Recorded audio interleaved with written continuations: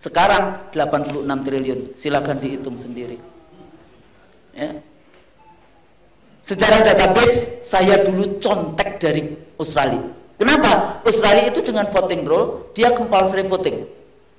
Jadi dia wajib untuk ikut pemilu. Makanya database data pemilihnya paling bagus di dunia.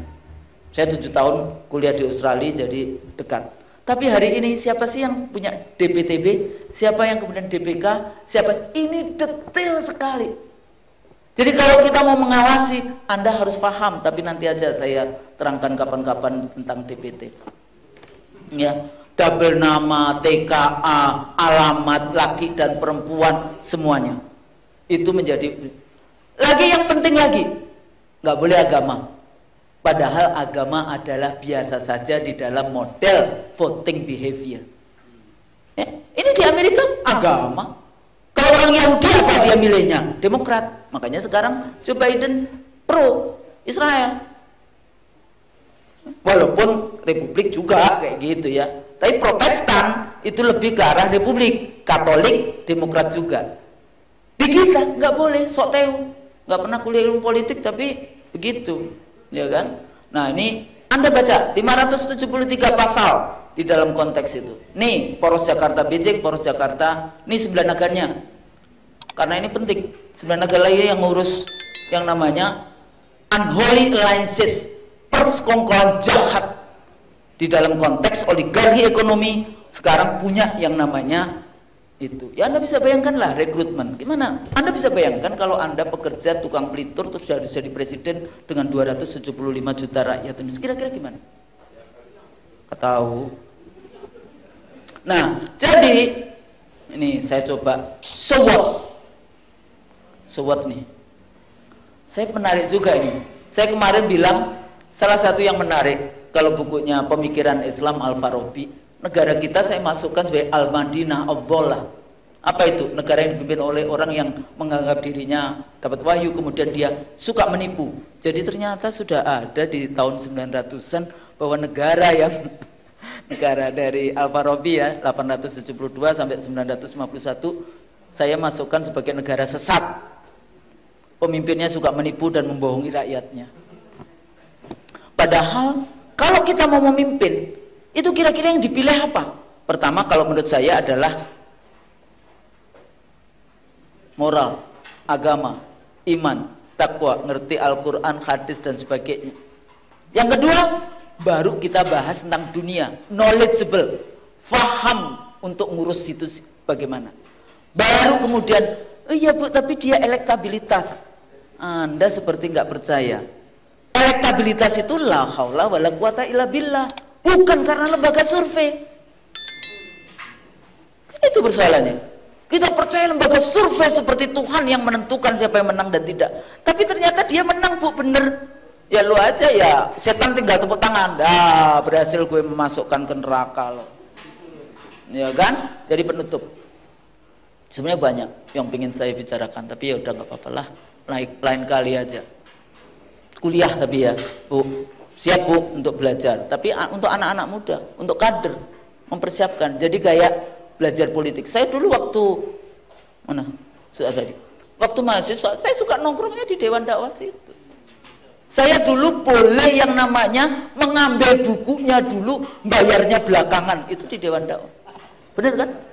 Siapa dulu yang ngurus di buku? Ya di bawah. Sampai saya punya semua Ihya Ulumuddin, punya semua kitab-kitab yang kalau mahasiswa miskin itu berat gitu bayar.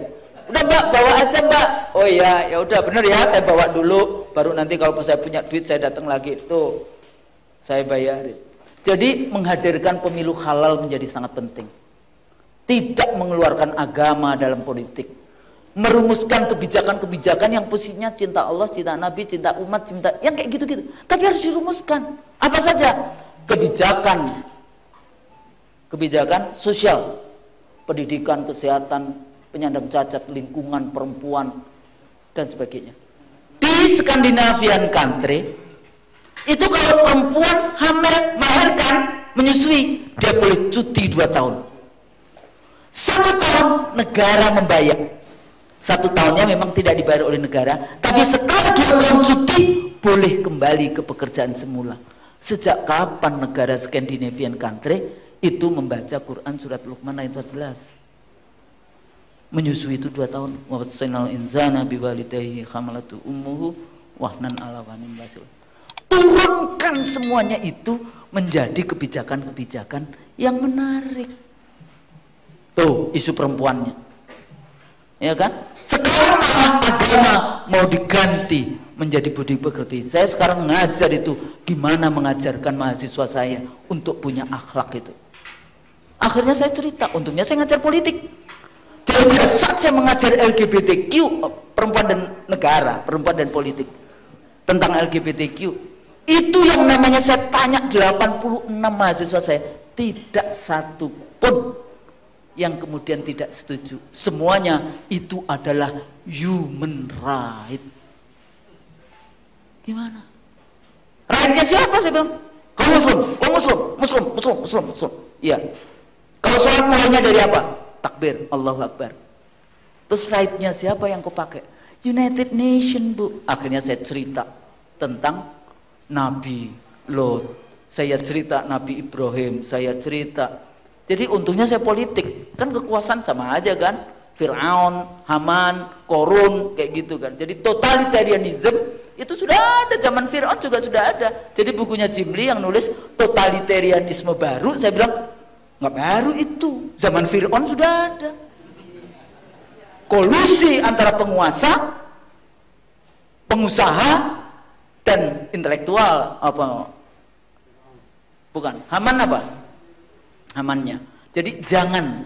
Jadi kalau kita bisa bangun tadi katanya masyumi di tingkat ranting, belajar politik tetap di dalam kaidah iman dan Islamnya, kira-kira nanti kita gimana?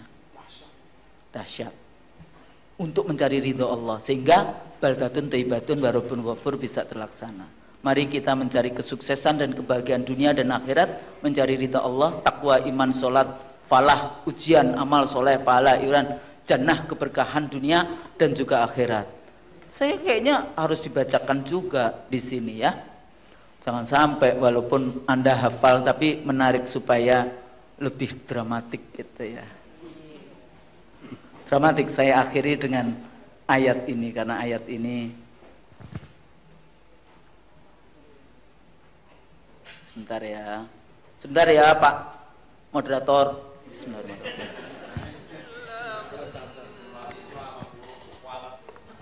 Kenapa? Kok nggak bisa?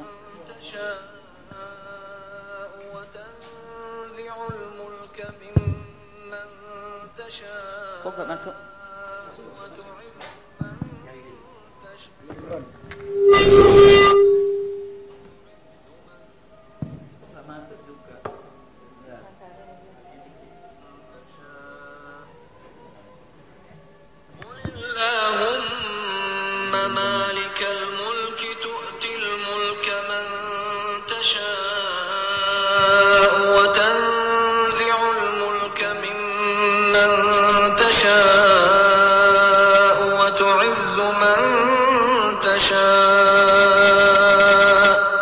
تعز من تشاء وتذل من تشاء بيدك الخير إنك على كل شيء قدير.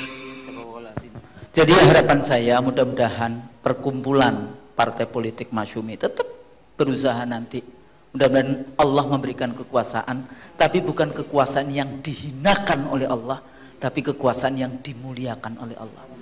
Karena ini penting posisi kita. Jadi jangan malas belajar. Kalau belajar benar belajar, dari rumah belajar, jangan ngobrol aja belajar. Ya, jadi itu penting, belajar terus, jangan lupa. Tapi kalau mau yang tadi, saya menawarkan kalau diajak, tapi Zoom aja, nggak usah harus datang ke sini. Zoom aja, khusus belajar politik untuk anak-anak muda. Ya, enggak, saya nggak ngajak yang tua-tua, untuk kader-kader muda, tapi terstruktur.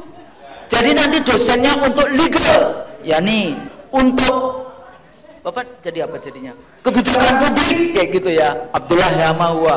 Untuk politiknya kita bisa share ganti-ganti yang seperti itu supaya menarik bagi kader-kader muda, mempersiapkan pemimpin-pemimpin dunia.